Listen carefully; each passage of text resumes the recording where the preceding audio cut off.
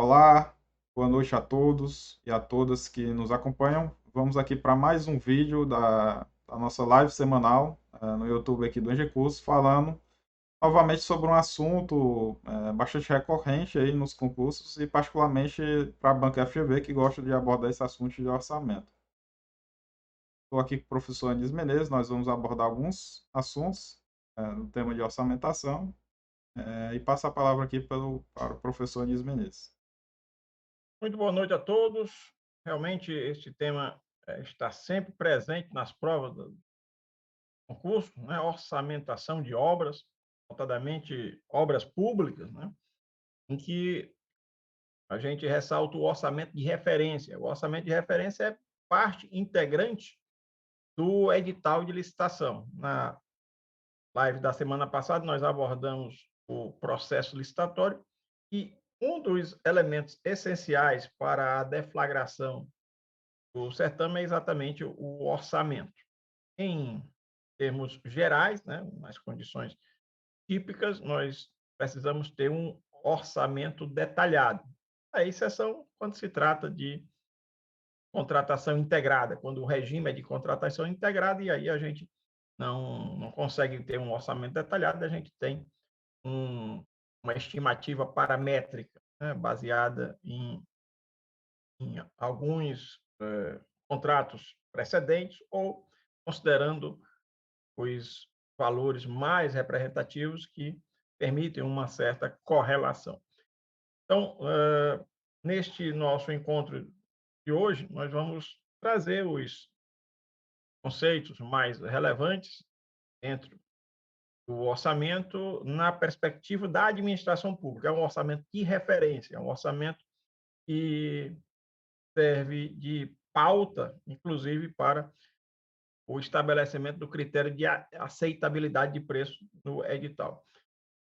Então, professor Tibério, começamos fazendo uma breve distinção entre custo e despesa, e entre preço e custo, né? O que vem a ser o custo, né? A gente costuma dizer que custo é a soma dos gastos incorridos e necessários para a produção ou prestação daquele serviço objeto da contratação. Isso é o que vem a ser o custo. E a despesa vai fazer parte do BDI, é gasto. Despesa também é gasto, é dispêndio, né? É um dispêndio, é um gasto. Mas está associado à manutenção da atividade da empresa. E a gente, quando circunscreve as parcelas presentes no BDI, a gente fala em despesa e não em custo. E dentro da composição unitária, a gente tem o custo. E exatamente a parcela de BDI que a gente acrescenta ao custo vai nos levar à formação do preço. Então, esses conceitos preliminares eles são importantes para a gente impulsionar a discussão de hoje. É isso mesmo, professor Tibério? Perfeitamente bem colocado nisso. Passar aqui a compartilhar. Então, como o professor Anísio já comentou, né, a gente, quando tem uma composição de custos, né, que o slide pergunta o que é uma composição de custos. Dentro da composição de custos, a gente vai trazer os custos, justamente que o professor falou, custos diretos, né, que estão diretamente associados à execução da obra. Então, eles podem ser correlacionados com todas as atividades desenvolvidas no canteiro de obras, na execução dos serviços. Então, os custos podem ser compostos basicamente pelos materiais que são utilizados nos serviços, a mão de obra, né, pedreiro, servente, carpinteiro e qualquer outro tipo de mão de obra que está correlacionada com a execução de diversos serviços, né, que existem durante a execução da obra, e os equipamentos que são utilizados, né? Notadamente, equipamentos aí relacionados à terraplanagem aparecem bastante nas composições de custo. Então, as composições são compostas basicamente por esses três tipos, né, de insumos, que é o gênero que compreende todos os três itens. E também, dentro de algumas composições, também tem composições complementares ou que composições dentro de composições, né, falar assim, que podem aparecer Com também atividades auxiliares, né? auxiliares, que aparecem dentro da composição de custo, né. Você abrindo uma composição, você provavelmente vai ver algo desse tipo. Quando a gente fala na composição, a composição de custo unitário, né? O que é que a gente está buscando? É conhecer o custo de um determinado serviço por unidade de medida, e faz isso por meio de composição de custo unitário.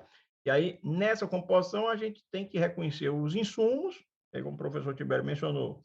Insumos são equipamentos, materiais e mão de obra.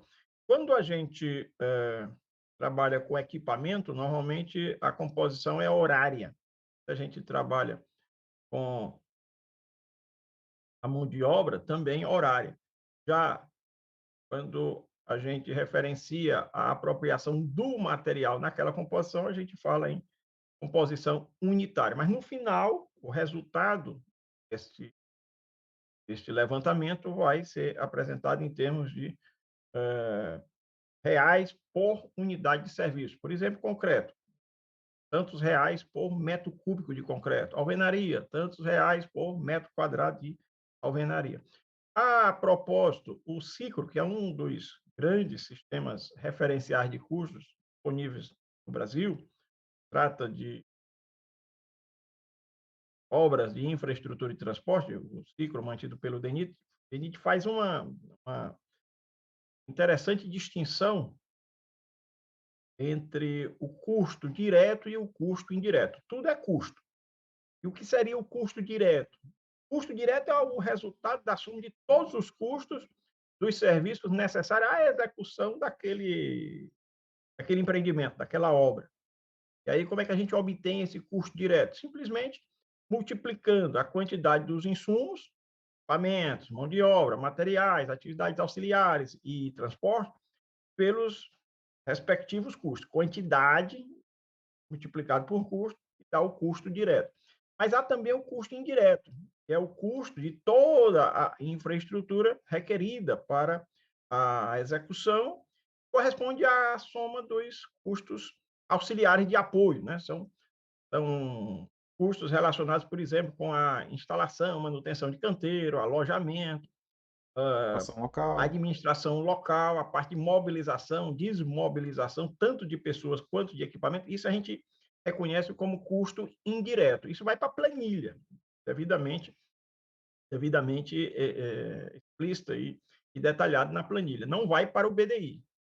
O BDI incorpora a parcela de bonificação, a parcela remuneratória da empresa e as despesas indiretas, e o BDI vai incidir sobre o custo. O BDI é uma parcela dentro da formação do preço que vai incidir sobre o custo. Quando a gente fala em BDI, interessante até destacar, há duas expressões que, às vezes, são geradores de confusão.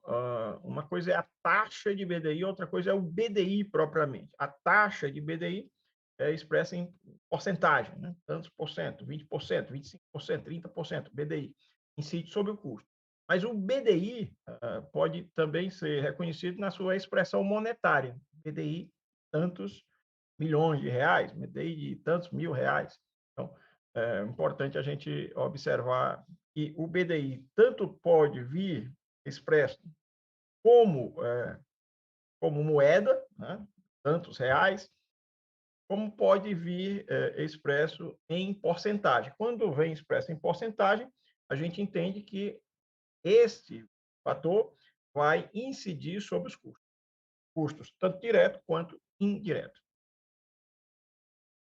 Exatamente.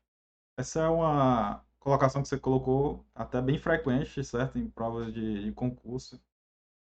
Então, muito cuidado se vier uma questão falando de administração local, entrar no BDI, não caia nessa pegadinha, porque pelo menos se estiver falando de obra pública, esse item de administração local, instalação, manutenção de canteiro de obras vai estar dentro do custo direto e, portanto, não vai estar dentro do BDI. É uma questão É, frequente aí de prova de de concurso. acordo com o Cicro, a administração local é reconhecida como custo indireto, né? Como custo indireto, mas é como custo, não como despesa.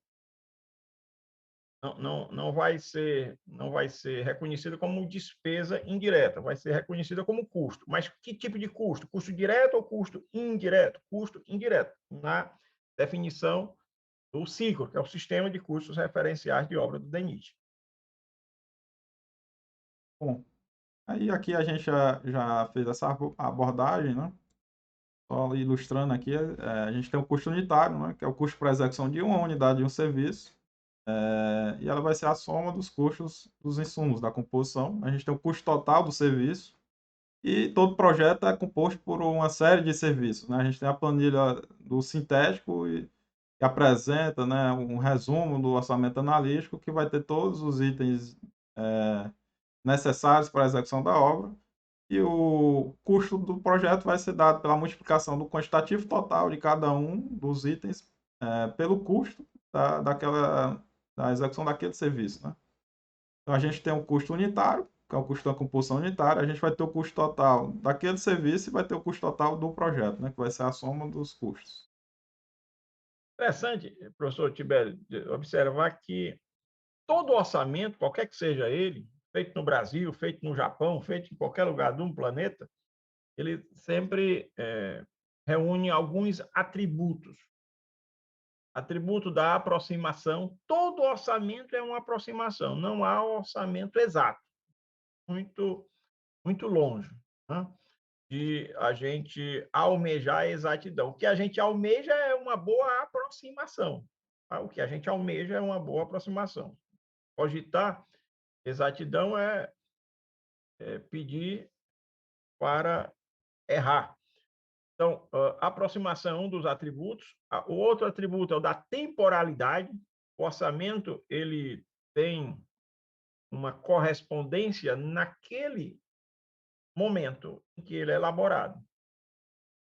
Com o passar do tempo, o orçamento ele passa a estar defasado, pode ser para mais, pode ser para menos, mas ele perde a conexão com a realidade quando feito num determinado momento, ele não é utilizado e anos depois, evidentemente, aquele orçamento já não traduz o mesmo que quando fora elaborado. Um terceiro atributo é o da especificidade.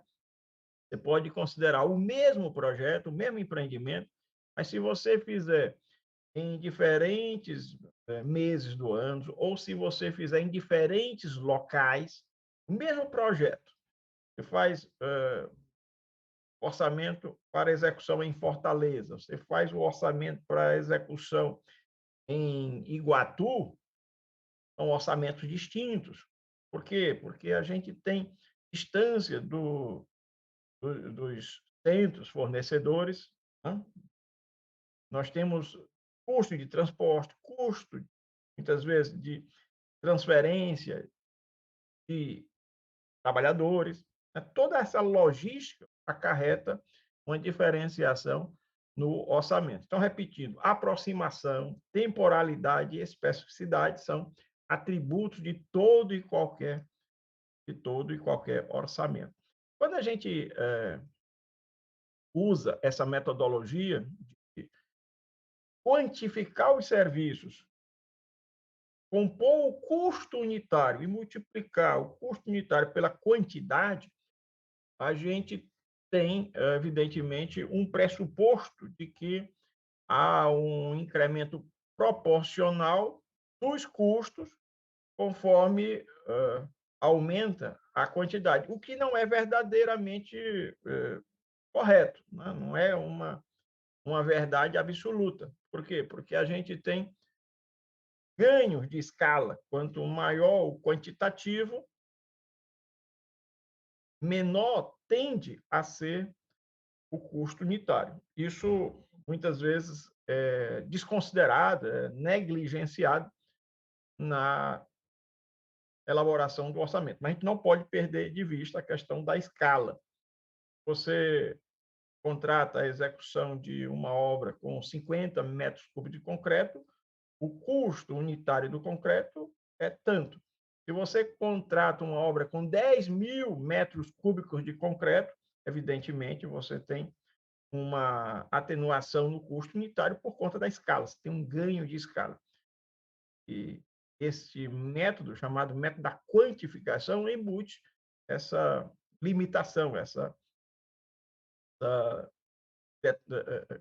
essa deformidade quando a gente lida com escalas bem diferenciadas.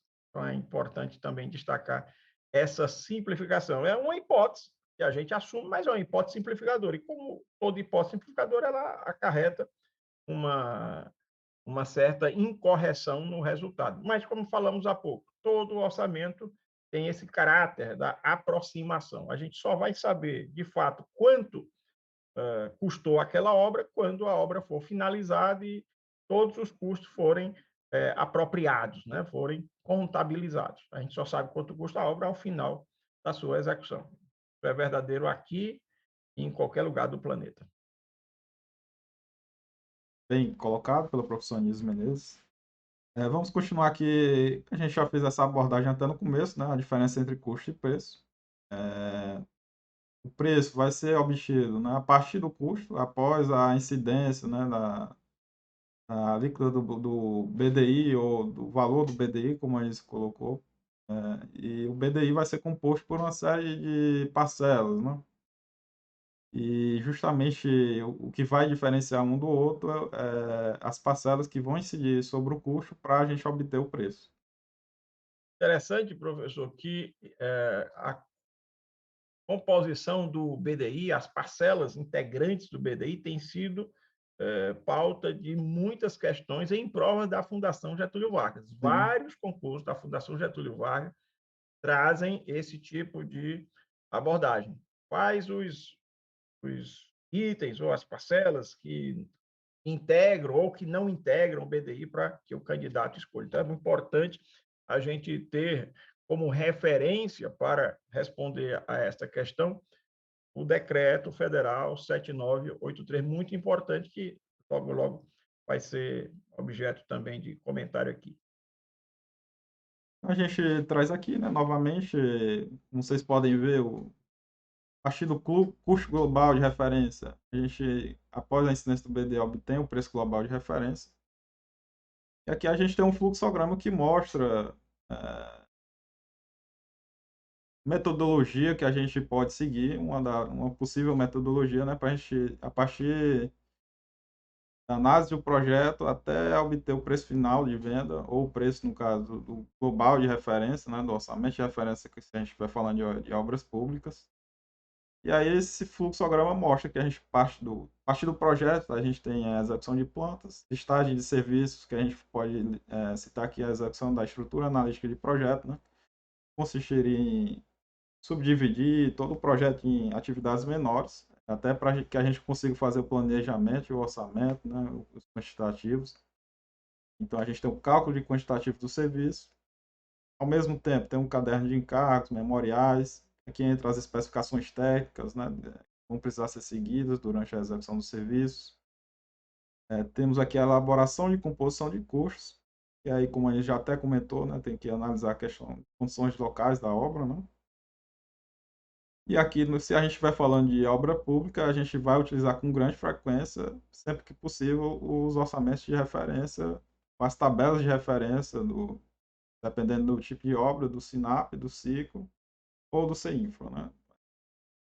Tabelas aí disponíveis e preferencialmente utilizadas quando se estiver fazendo obras públicas.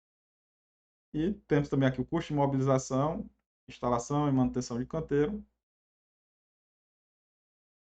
E aí, a partir desses itens, a gente tem a definição do BDI, que a gente vai ter uma série de parcelas que a gente vai citar mais à frente para obter o preço final de venda. Então, basicamente, um fluxograma aí que mostra o passo a passo até você partir do projeto até obter o preço de venda, né?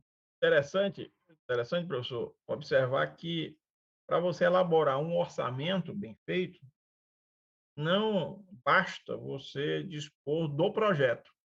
Além de estudar o projeto, você tem que observar as condições contratuais, o prazo de execução, a mesma obra feita em 8 meses, feita em 10 meses, feita em 12 meses, essa mesma obra vai ter custos diferentes. Então, para que você elabore o orçamento, não é suficiente estudar apenas o projeto. Você tem que estudar também as condições locais, por isso que, por isso que a lei orienta a oportunidade até como um comando de habilitação, né? Que a empresa tenha acesso prévio ao local da obra para que ela conheça as condições de acessibilidade, toda a logística de suprimento, de maneira a permitir que ela faça uma boa estimativa de custo e apresente uma boa proposta. Então, condições locais, observância do contrato, observância, por exemplo, das obrigações acessórias. O contrato tem uma série de cláusulas, o objeto é caracterizado ali naquele contrato, mas além da entrega do objeto, você tem que cumprir uma série de obrigações no tocante, por exemplo, à capacitação de operários, a, a parte de seguro, né? A parte de garantia, tudo isso acarreta custo, tem que ser reconhecido na formação do preço. Ressalta aí as funções locais, que particularmente em obras que exigem extração de jazida e movimentação de terra, esse é um item que tem grande impacto. Então, condição muito importante aí para a implementação desses tipos de obra, né? Importante. Mano, Só aqui, à guisa de ilustração, em obras rodoviárias, só ilustrando, em obra rodoviária, um dos itens de maior relevância, exatamente o item transporte de material. Você tem uma obra de infraestrutura de transporte, normalmente o que acontece? Os insumos são transportados de longas distâncias, né? Você vai trazer material de jazida por algumas dezenas de quilômetros e termina colocando numa posição superlativa as atividades de transporte. Aí a gente não pode negligenciar, porque isso vai trazer um impacto, um erro nessa parcela de transporte de insumo, vai trazer uma perturbação muito grande no resultado final do seu orçamento. então, dando continuidade aqui, então, surge essa pergunta, né? Quais são as parcelas, né, que vão compor a PDI que vai incidir sobre o custo para a gente obter o preço final, né, que vai ser utilizado no orçamento de referência. E aí a gente já deu algumas noções, né? Que a gente acabou de falar, que tem a questão do seguro, né? Que é a exigência, né, do contrato. Quando você está executando uma obra, o construtor ele desembolsa o dinheiro primeiramente para receber depois. Então, existe uma certa defasagem no momento que ele despende o dinheiro, no momento que ele recebe o dinheiro pela administração. Para fazer jus a isso, existe também uma parcela de despesa financeira, que é justamente para fazer jus a essa defasagem, né, que existe o momento do dispêndio e o momento do recebo da remuneração. Existem parcelas de tributos que incidem, né, sobre os insumos, os serviços.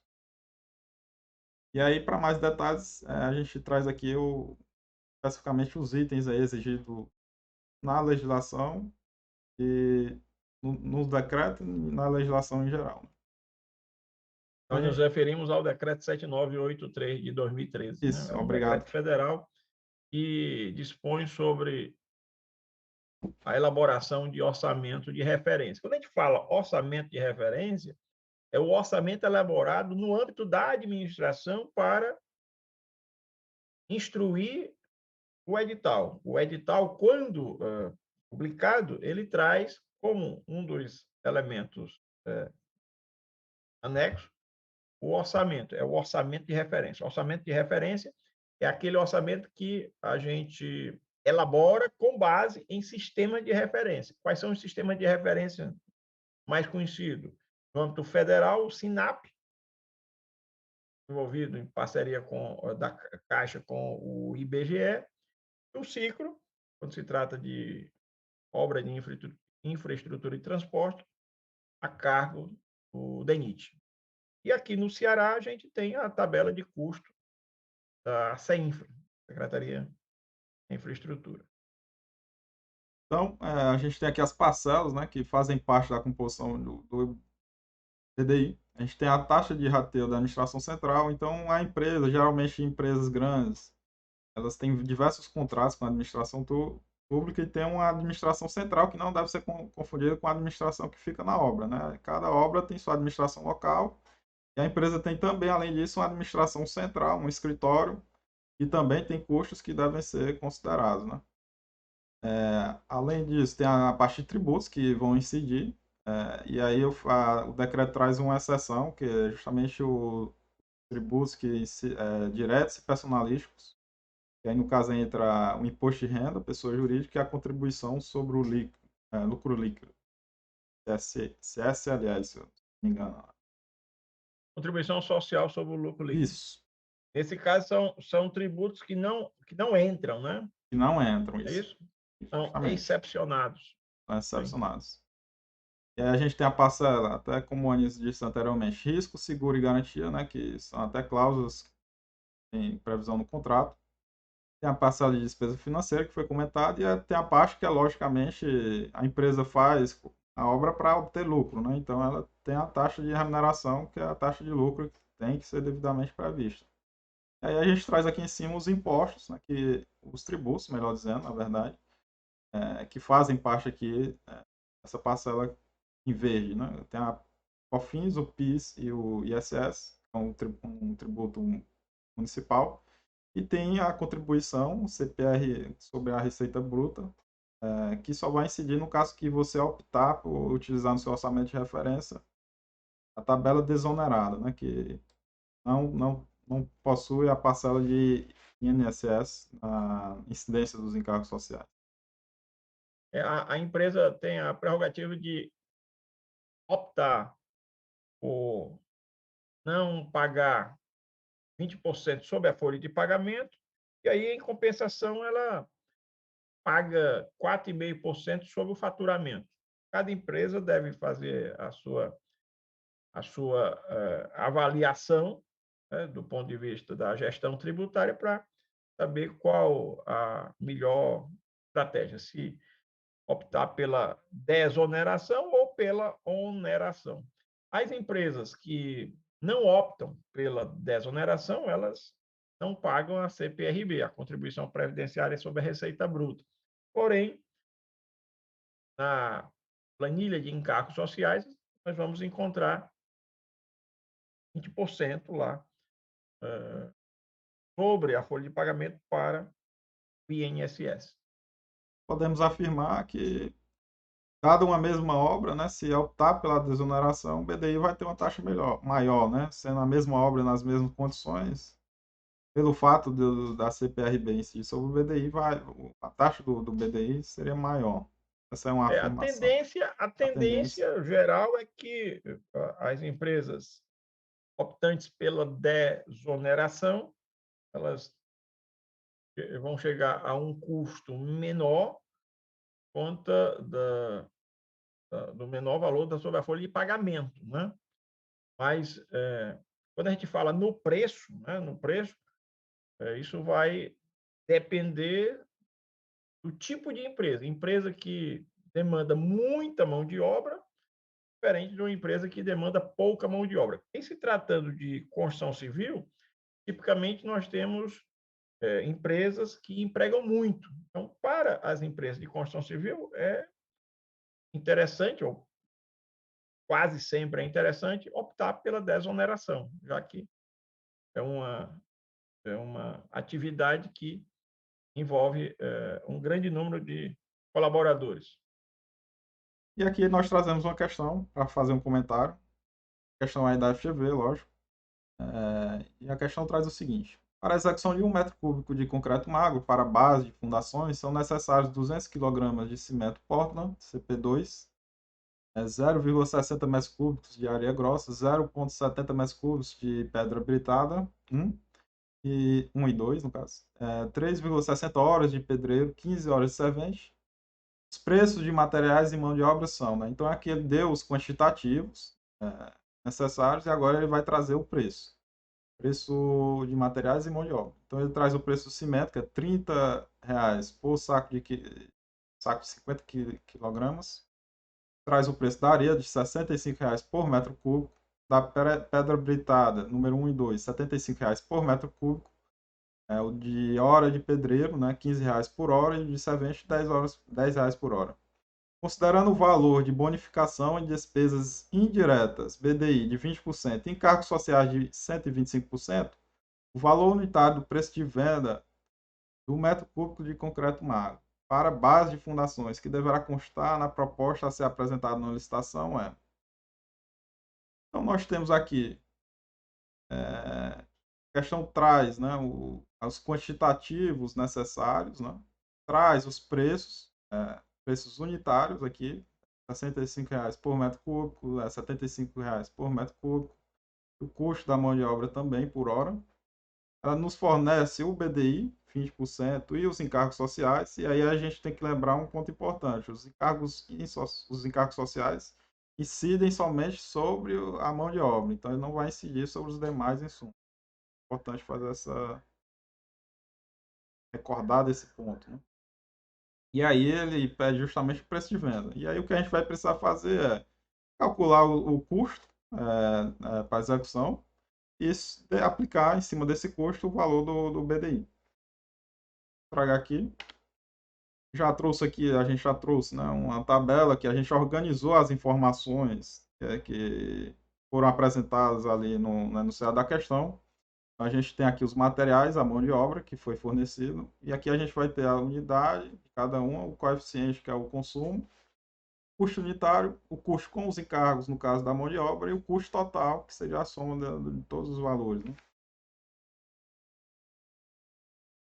Nesse momento, nós não temos ainda a incidência do BDI, né? Isso, nesse momento E ainda nós não estamos há. falando de custo, né? Estamos Quando a falando gente de fala custo. de custo, nós não incorporamos ainda o BDI. Então, aqui, pessoal, só fazendo a lembrança, certo? O encargo social vai incidir somente sobre o custo da mão de obra. Aqui a gente tem essa multiplicação, por isso que está aqui, multiplicação considerando um encargo social. Fazendo essa multiplicação, a gente obtém o custo total de cada um dos insumos e fazendo um somatório, a gente obtém o custo total para a execução desse serviço, né, que foi dado na questão. E a partir daqui a gente basta aplicar a taxa de BDI que foi fornecida sobre o custo do serviço. No caso, a gente fazendo esse somatório aqui, a gente obtém R$ 700,50, substituindo, né, o valor aqui nessa formulazinha que nos permite calcular o preço de venda, a gente obtém o custo, o preço, né, não o custo, o preço de venda, que é o preço do orçamento de referência, após a incidência do BDI. Então a gente tem a alternativa, voltando aqui para a questão, alternativa D como resposta. Então é isso, Bem, pessoal. Vou parar aqui o compartilhamento. Então, esperamos aí que tenhamos esclarecidos alguns pontos sobre esse tema de orçamentação. É um tema bastante frequente, acho que em todas as provas aí da FGV tem pelo menos alguma questão desse assunto, uma ou mais questões, né, geralmente. questão certa, né? Questão garantida. Com certeza, uma questão garantida.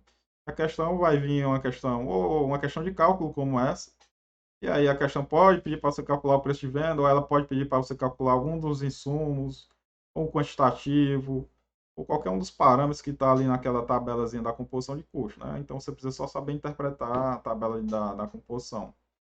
A questão pode vir uma questão conceitual, cobrando também muitas questões da parte de BDI, quais são os itens, as parcelas que fazem parte do BDI, e ela faz bastante pegadinha, tenta confundir você com os custos diretos, com as despesas indiretas.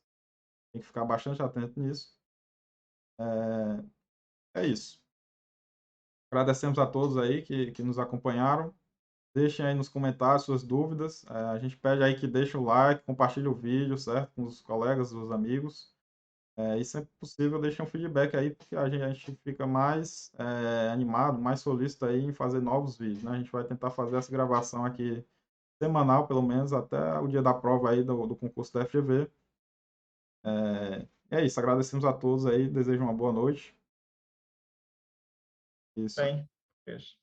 Muito grato aí pela presença, pela participação de todos. Forte abraço, até a nossa próxima live.